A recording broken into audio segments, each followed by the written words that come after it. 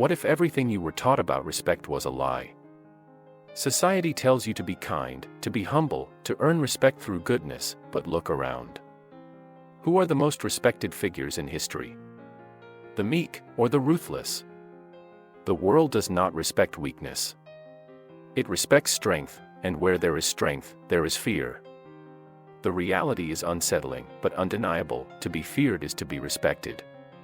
Before we dive into this brutal truth, subscribe now, because knowledge like this is both dangerous and powerful. Friedrich Nietzsche, one of the most radical thinkers of all time, argued that power and respect are inseparable. He rejected the idea that morality or kindness were the foundations of human greatness. Instead, he saw life as a battle of willpower, where those who imposed their will upon others gained respect, whether through admiration or fear. But Nietzsche wasn't alone.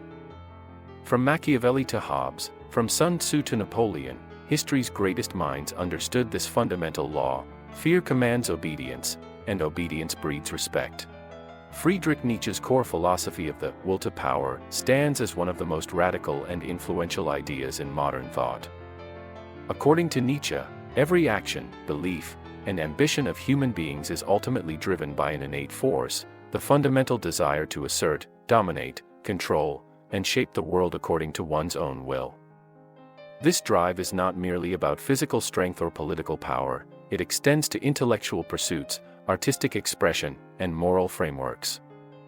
In essence, it is the deep-seated urge to overcome resistance, transcend limitations, and impose one's reality upon existence. Those who recognize and embrace this truth become masters of their destiny, sculptors of reality who impose their vision upon the world. They rise above conventional morality and social constructs, which Nietzsche often criticized as tools of the weak to restrain the strong. Conversely, those who deny or suppress this fundamental drive become slaves, not just in the political or economic sense, but in a psychological and existential one. They submit to external forces, whether they be religious doctrines, societal expectations, or the will of more dominant individuals. To Nietzsche, true freedom lies in the acceptance of this primal force and the courage to wield it. Respect, in Nietzsche's framework, is not a gift freely given, it is seized. It is not a passive recognition of one's virtues but a byproduct of demonstrated strength, capability, and dominance. The fastest and most effective means of acquiring this respect is often through fear. Fear, as a psychological mechanism, is immediate, visceral, and deeply ingrained in the human psyche. It does not require persuasion, justification, or debate. It operates on a fundamental level that transcends rational thought, compelling obedience and deference without the need for extended discourse. A ruler who is feared does not have to beg for loyalty, his authority is unquestioned.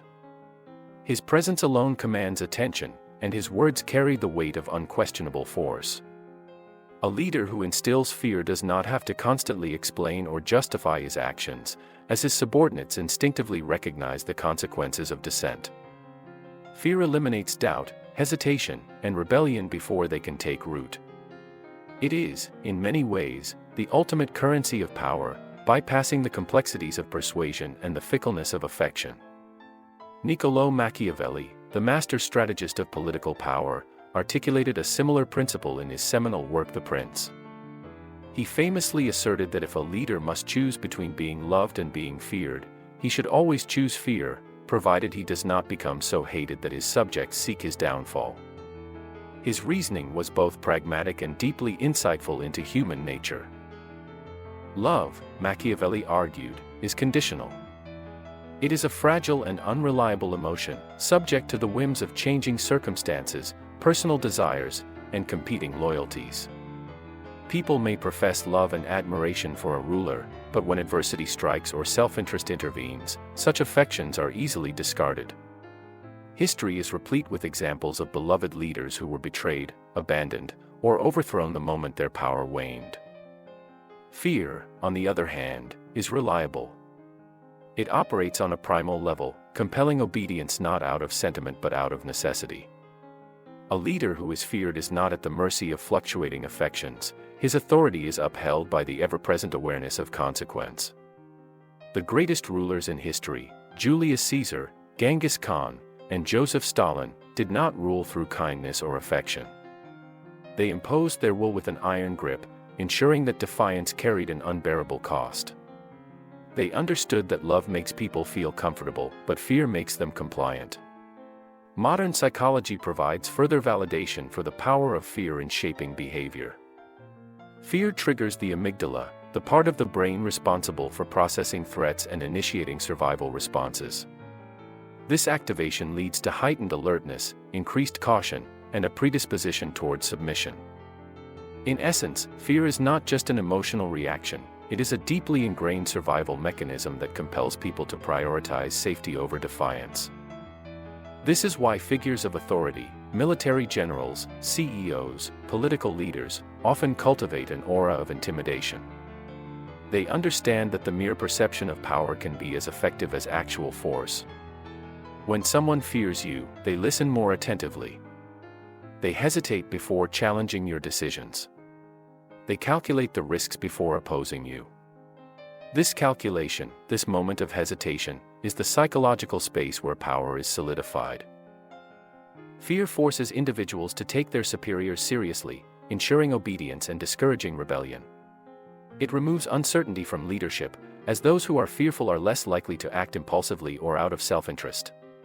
Even in corporate environments, executives who command fear rather than friendship often find themselves surrounded by employees who adhere strictly to directives, ensuring efficiency and order. A chilling historical example of fear earning respect is the story of Vlad the Impaler. Vlad the Impaler, the real-life inspiration for Dracula, wielded fear as a weapon to command respect. When the Ottoman Empire marched toward his lands, they expected a swift and easy victory. They believed their superior numbers would crush any resistance. But as they approached his capital, they encountered a scene so horrifying that it stopped them in their tracks. Thousands of their own soldiers, captured in previous battles, were impaled on towering wooden stakes.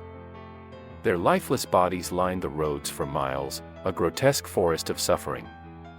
The stench of death filled the air, and the agonizing expressions frozen on the corpses' faces told of slow, excruciating deaths. This was no ordinary battlefield. This was psychological warfare at its most brutal. The effect was immediate. Despite their overwhelming military strength, the Ottoman forces hesitated.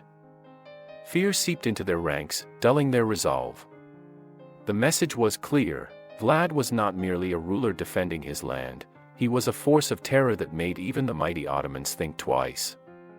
By becoming a monster, he had made himself untouchable. Vlad had made himself a monster, but in doing so, he made himself untouchable.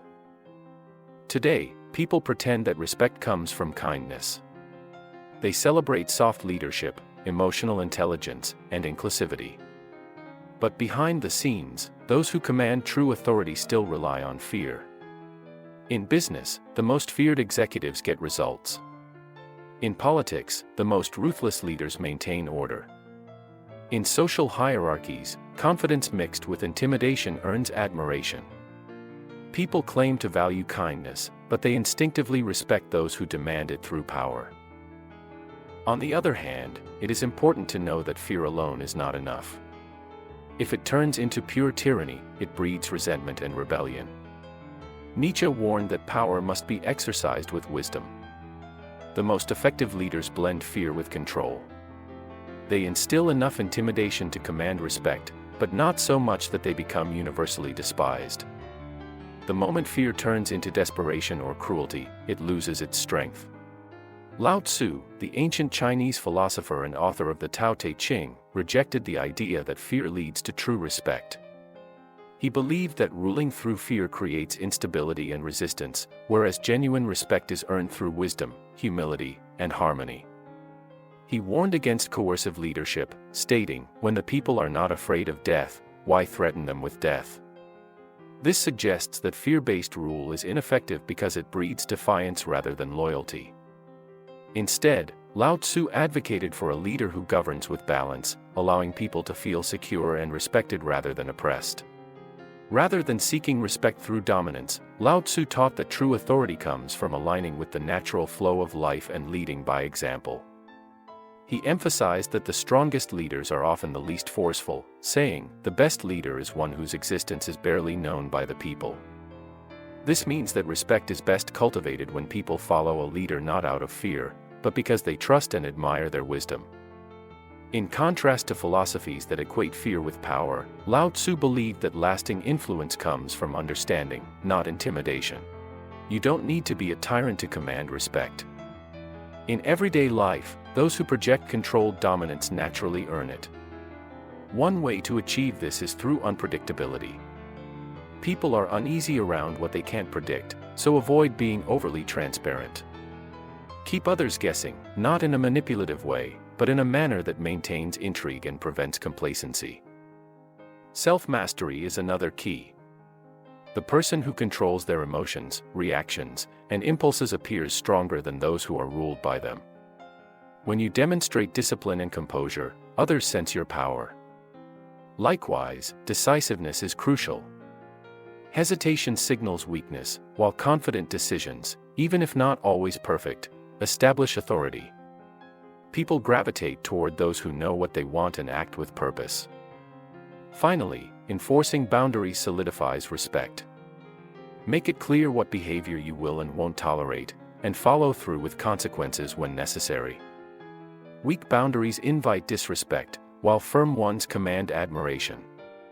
Respect isn't about instilling fear through aggression but rather through the quiet power of control, confidence, and consistency.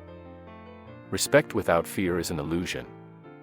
Parents who try to be friends with their children often lose control. Leaders who seek to be loved often get overthrown. Employees who avoid confrontation get exploited. The world rewards those who embrace strength, not those who deny it. Nietzsche understood that the world is not fair. It does not reward kindness for its own sake. It does not respect weakness. It respects those who seize their place, who command authority, and who embrace the brutal truth that power is never given, it is taken. This is the Beyond the Surface channel. If this truth resonates with you, subscribe now, because understanding power is the first step to wielding it. Thank you for watching.